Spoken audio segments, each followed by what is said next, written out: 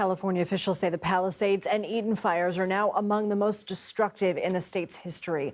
Of the more than 12,000 structures that have burned in a week, many of those are people's homes. As the country, state, and individual families deal with this unprecedented tragedy, and it poses the question of how to discuss this type of loss with children and teens. Lisa Damour joins us now. She's a clinical psychologist specializing in the development of teenagers. Thank you so much for being here. So for families within the threat zone, how can parents talk to their kids and teens about staying strong, staying hopeful while they themselves are struggling? Right? This is the key question. The parents and caregivers are in it as every bit as much as their kids. So one of the first things they can do is they can establish that being emotional isn't the same as being fragile. And they can just say that to their kids because of course they're going to be emotional. They're going to be crying. They're going to be worrying. They're going to be talking about their own uncomfortable feelings.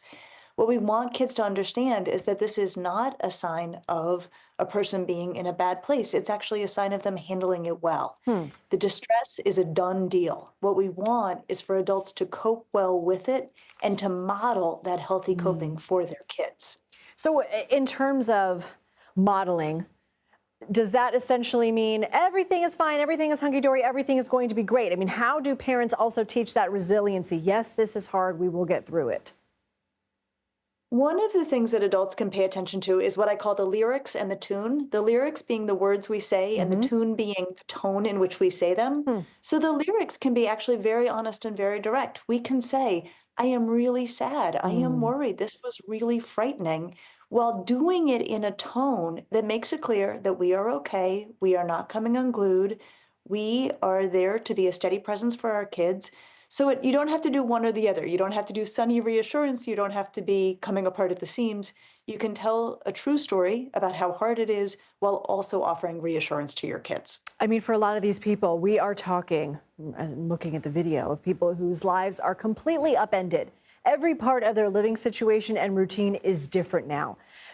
Changing the routine of a child or a teenager can be jarring in and of itself, but now people may be displaced. They may not have much but the clothes on their back. How can adults best support ongoing trauma or anxiety as it relates to that upending and unknown?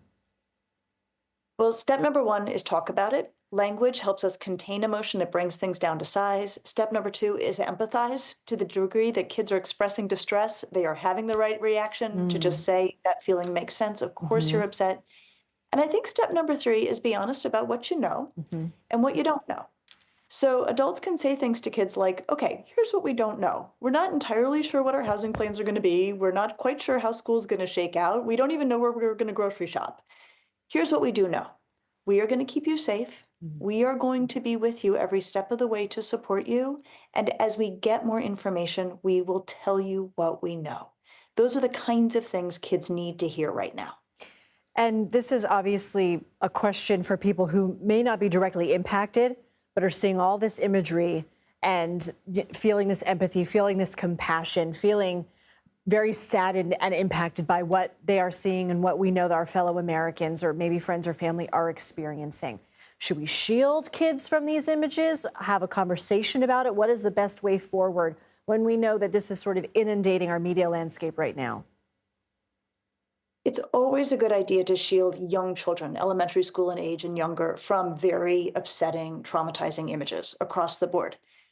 Once that is done, I think a key thing is to actually ask kids what they know or what they've heard, because sometimes they have information that we don't have, and sometimes they have misinformation or have cobbled together a misunderstanding based on shards of information they've picked up. So with kids of all ages, it's really appropriate to say, what have you heard about the fires in LA? What do you understand? What questions do you have? And what do you think we should do or you should do to try to be of help right now? Okay. Dr. Lisa Damour, we always appreciate when you come on. Thank you. Thank you.